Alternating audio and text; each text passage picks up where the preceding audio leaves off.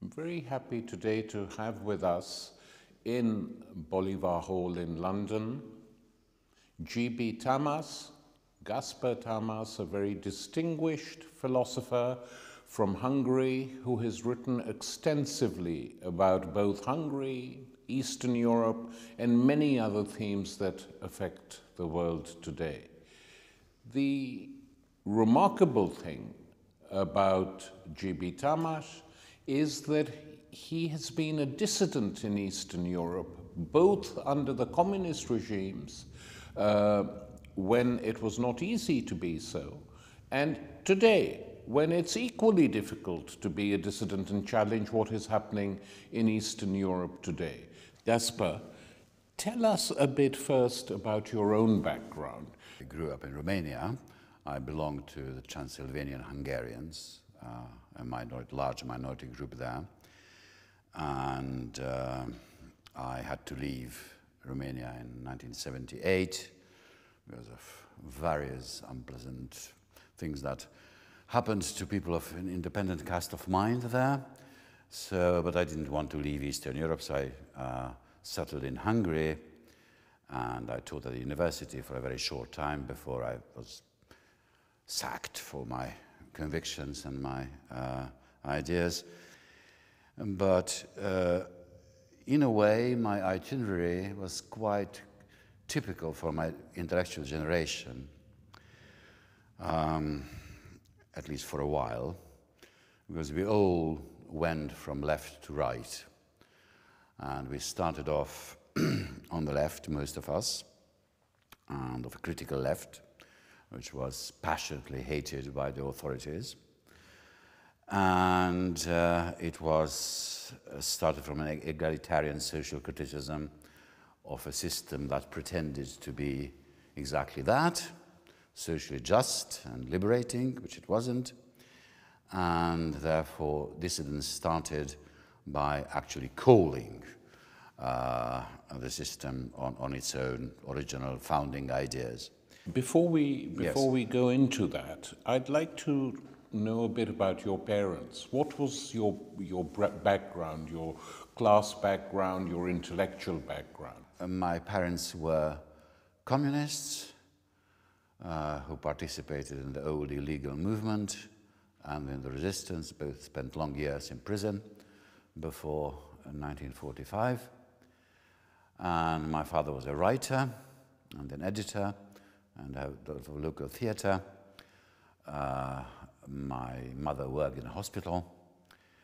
And, there were people whose best friends and associates and family members have been exterminated in 1944 for having participated in the resistance. And so they came from a very heavy revolutionary past. But they were also Jews? No, just my mother. Your mother was Jewish? My father wasn't. But she survived? She was not taken to the camps? Paradoxically, she survived, unlike her family, because she was in prison as a communist. They belonged to that enthusiastic anti-fascist generation, hoped for a new dawn for humanity in the 40s, and confronted with the Stalinist systems, they were disenchanted and heartbroken about it all, especially, in the spring of '56, when the crimes of Stalin had been, of course, unmasked by the 20th Congress of the Soviet Communist Party. And they were disappointed and bitter people when I grew up, who kept their ideas, but had a very low opinion of the so-called socialist reality. And this was my education. But you were saying to me earlier, before we started recording, that your mother had said something very profound to you, in effect. Yes, well, she said in the late 90s, in her ironical manner, that when I was already heartbroken myself about our own disappointments, said that every generation deserves its own disappointments. Ours was, she said, disappointment in real socialism, and yours is in disappointment in real democracy, real bourgeois democracy. And yeah, well, it's a sad sentence, but it has its truth. Let us now get to Eastern Europe today. The situation in Hungary, not that it's reported in the Western media that regularly, if at all, but it seems to be pretty dire. There's a right-wing nationalist government in power. On its right, there's a fascist organization called Jobbik, and the EU is quite prepared to accept this because it suits their interests. They even patronize Orbán, the Hungarian Prime Minister. Juncker gives him a playful fascist salute when he arrives at meetings. I mean, what the hell is going on? So quite apart from the shallowness and superficiality and irresponsibility of the EU leaders known to all, of course, they would not be very harsh about a state that pays its debts, that introduces the flat tax, that liquidates almost completely any kind of social assistance, they scrapped unemployment benefit altogether, which has the most oppressive labor code in the whole of Europe. It's basically impossible to strike, and so on and so forth. So it's a quiet country socially. It's a quiet country. There's no resistance. There's no independent judiciary. There's a totally fraudulent electoral law that will assure the triumph of the right forever and ever and ever. Scrapping the powers of local authorities. Obligatory work for the indigent, and so on and so forth. So it's a very harsh and what I called ethnicist, not even nationalist, that's much worse than that, regime that keeps the population under very strong control. So it's really a country in a very, very, very dire economic and social situation. But the victims of this are not even aware that there is a possible political formulation of their problems and grievances. Word doesn't reach them. It's, even state media is broadcasting, crappy music. That's basically it, depoliticizing. So the system has reached a point at which extreme right-wing mobilization has been stopped. Now it's the turn of depoliticization to happen. It's a very quiet country. It's a very quiet country, and which now, with the coming of the migration crisis, with so-called illegal migrants streaming in through the Serbian border, that, of course, was the occasion for which the government was waiting in order to create a xenophobic and ethnicist and racist consensus. And they're quite successful, not totally, but quite successful in this. So, for example, human rights groups that are trying to feed the exhausted migrants arriving in the country and give them a bottle of water and a sandwich and, a sanitary napkin or something, they are attacked by far-right groups with batons and sticks and all that. It's very dangerous to go to the railway stations to help migrants. It is very dangerous. Tamás, how does this compare to the rest of Eastern Europe? There's a difference of degree rather than in kind. And similar phenomena can be found elsewhere too, but in not such a thick concentration. And also, the Hungarian regime has a certain influence. You can find, not only in Eastern Europe, but on German websites. I've just read, before coming to London, an article in Die Welt, a German newspaper, reporting on the anti-immigrant measures of the Hungarian government, with thousands of comments saying that this is a real politician, Such a chancellor would we need. He just says what millions of Germans think. His popularity is enormous in Austria and in other places. Huge demonstrations in Slovakia about a white Slovakia and such like, which goes against immigrants and the Roma minority.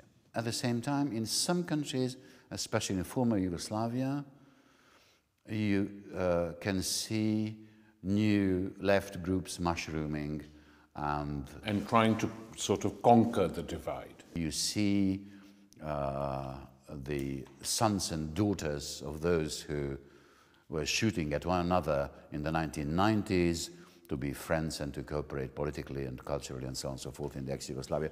So of course there are all sorts of phenomena, not all going in the same direction, but the ruling classes and the political establishment is solidly on the right, under whatever official coloring that might be.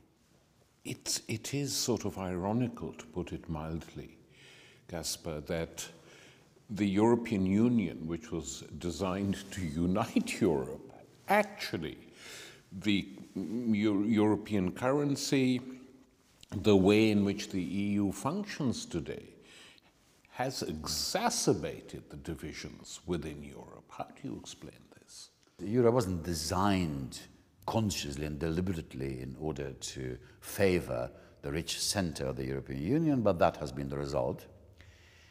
And it is quite obvious that the European Union is going towards a two-tier solution in which the core countries, Germany, the Netherlands, Belgium, Denmark, etc., France maybe will form a center and keep the troublesome East Europeans and other poor people aside. But also there's a genuine sense of unfair deals and imposed injustice and such like, and a disappointment. The European Union has meant for East Europeans two things: either working in multinational companies in East European countries for a very low wage, or emigrating to Western Europe and to Britain to work for equally low wages, which are still higher than the wages at home. So poverty, destitution, authoritarian government, disintegration of all social systems, decay of education, culture, and all that has been the result of the great democratic hopes of '89. I hate to admit, having been an adversary of the former regime, that many institutions worked much better and in a much fairer fashion. There's been a much more comprehensive education. There's been cheap, high culture for everybody. It has been a bookish, conservative society, of course, free medicine for everybody, free healthcare for everybody. We have an education system that is more selective than the British one, which is something. Free schooling and all that has meant, of course, that there are quite a few high-quality schools, church schools too, for the middle classes, for the upper middle classes, and the rest is unspeakable. And this is throughout Eastern Europe? Yes, throughout Eastern Europe, indeed. How would you describe the state of culture? Because in the old days, under the communist regimes, whatever their other defects, you did have a very high level of cinema often being produced. There were theatrical innovations certainly in Czechoslovakia and Poland. I don't know so much about Hungary.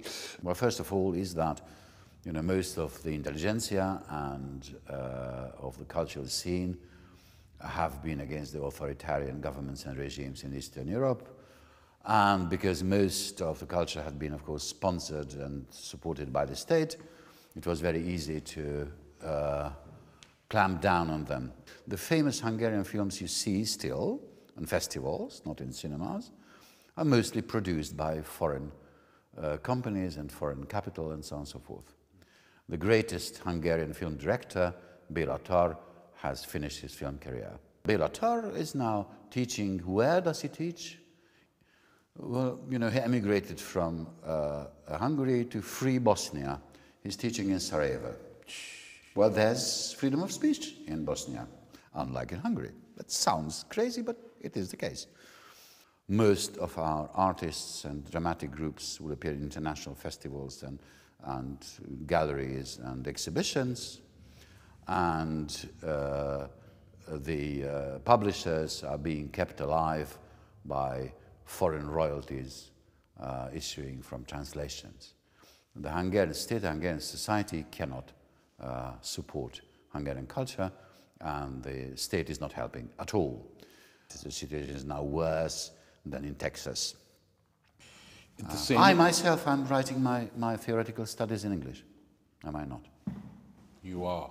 And is this because it would be virtually impossible for you to be published in Hungarian? No. You could be published. But for such complex writings to find an audience, it's really impractical to write in Hungarian because it won't reach an audience. And there are less and less reviews and periodicals and so on. Of course, I can post everything on the internet, but there's no such an intellectual community that will receive such things, unlike in countries like Romania or Serbia or even Russia and Turkey. Are you saying, Gaspar, that the situation in Romania on this level is much better than Hungary? Incomparably better. And better than in the Czech Republic. Eastern Europe is now much better than Central Europe. The countries like Slovakia or Hungary or the Czech Republic are culturally arid. Poland, culturally arid. Much more interesting things are going on in the Balkans and in Russia under a harsh authoritarian regime. Still, the indomitable spirits who are producing very interesting and very brave things. Yeah, but what about Romania, which is an interesting, because it was so repressed under Ceausescu. Yes. That when the regimes that followed Ceausescu came, for a while it appeared to be a desert again, of a different sort, but there's been a revival? Yes. Also in the first decade and a half, let's put it that way, there was a sort of a renaissance of Romanian culture, especially in cinematography. Very good films have been made, indeed excellent ones. But the ideological life and the press and the media and social science, social commentary and so on and so forth have been so conservative and sometimes even close to the 30s extreme right, which had a very great tradition in Romania. Well, think of Eliade and Cioran and these people. And all of a sudden, in the new millennium, a new generation of intellectuals has appeared, most of them on the left, amazingly enough. In my native town, where I don't live any longer, there are 2 Marxist publishing houses. Well, it would be unthinkable to have one in the whole country, in the whole area of former Austro-Hungarian Empire. So excellent periodicals, excellent actions, gatherings, book publishing, etc. How do you explain this? This is explained partly of the propensity of young Romanian intellectuals to study abroad and go back. And they were looking for inspiration in radical scholarship and theory in the West. And instead of settling in the West, they returned and tried to do their own thing, and they succeeded in doing that. And there's also a great academic proletariat in Romania, which is not the case in other countries, where the numbers have been restricted in What do you mean by academic proletariat? I mean a great number of students without any prospects for jobs. Yes. Yes. When there is a high number of people with high culture, a lot of learning and social discontent, that of course is a fertile ground for radical attitudes to be shaped among those people. And also the deep social crisis of the country contributed to this. So, for example, there's even a very corrupt, but nevertheless more popular-minded government at the moment, which will be just kicked out by the anti-corruption campaign now, that, for example, tried to create a fairer tax system, something that Central European countries wouldn't dream of. This is a sign of hope that the young generation in Romania has done this, because if Romania, why not Poland? Why not Slovakia? Why not the Czech Republic? I can't tell you why not, but at the moment it doesn't seem to be the case. And of course, ex-Yugoslavia and Greece, with the anti-fascist traditions, have always been different. So of course traditions matter. Yes. So, you know, every day I am reminded in Hungary that this country was an Axis power. You cannot forget that. Explain. Sometimes it's very simple. All the figures of the wartime governments rehabilitated, streets named after them. The figures who collaborated with the Nazis. Well, they were themselves pretty fascist, so they were welcoming, not collaborating, celebrating by official government spokesmen the participation of the Hungarian army in the Second World War, called to be a noble task, as it was an anti-communist crusade and all that kind of thing. The gendarmerie, which was declared in '46 as being a collective war criminal, rehabilitated and its memory celebrated. Every day there is something of this sort, so you cannot forget it. So, and the Prime Minister will say that Hungary has lost the war. I mean, what? Not even Germany will say that Germany has lost the war. Well, of course, it hasn't won the war, but defeat was combined with liberation. And the same attitudes can be found in many places, in Slovakia, in Croatia sometimes, and so on. Well, in Croatia it was very strong during the Yugoslav Civil War. Yes, but you know, even in Serbia, you know, Draža Mihailović, the Chetnik leader, has been rehabilitated officially, but there have been protests. But against such rehabilitations in Hungary, where condemned war criminals are rehabilitated, and you know, one of the direst figures in the wartime pro-Nazi governments, who has been a quite respectable historian otherwise, is now officially will be restored to the membership of the Academy of Sciences. What about anti-Semitism?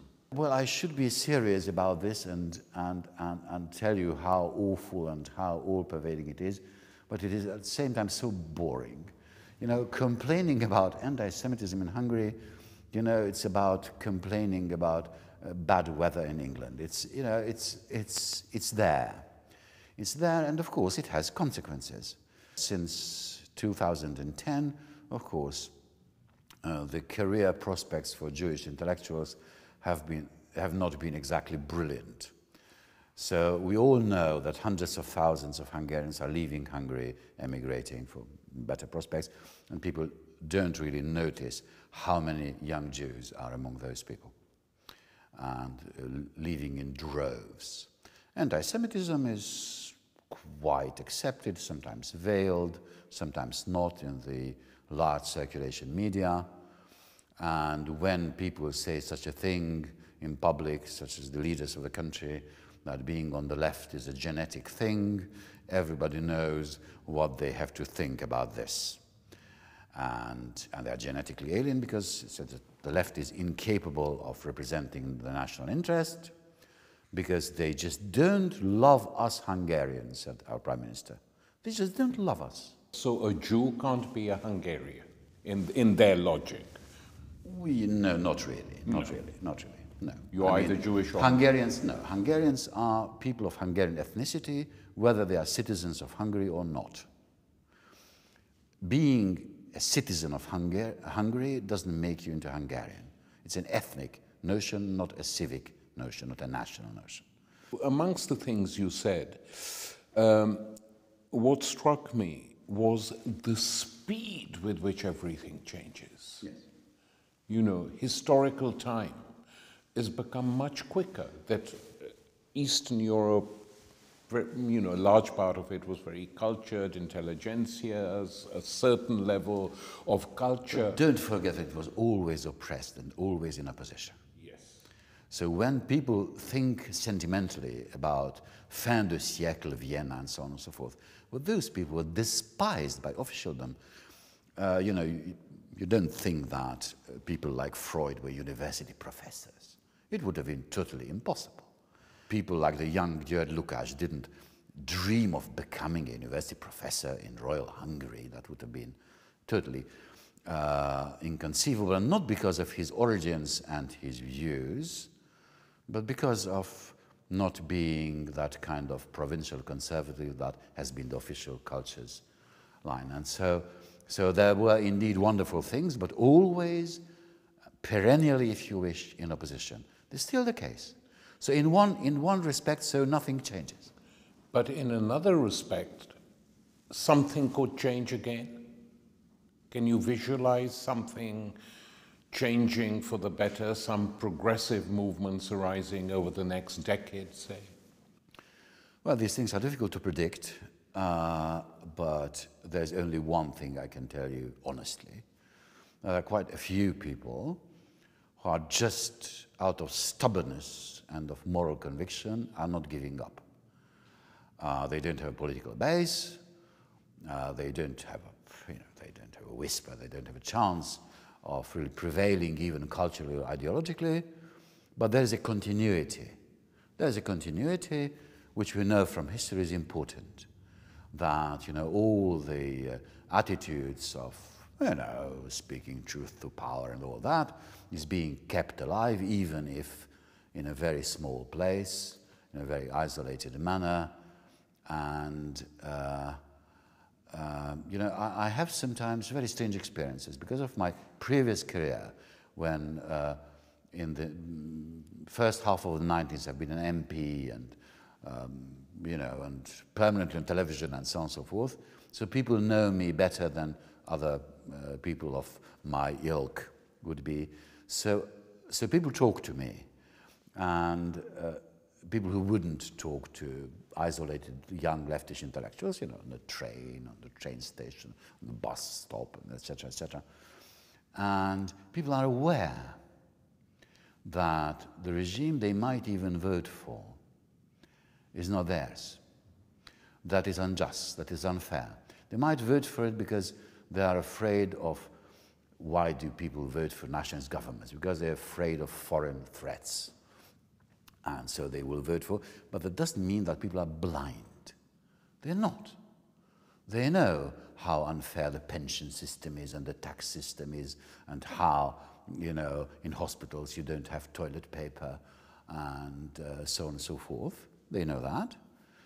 And this is not the fanatic nation under totalitarian rule who can blindly believe in the opposite of reality. This is different. So I think that this sane and mundane and illusionless view of social reality, combined with a potent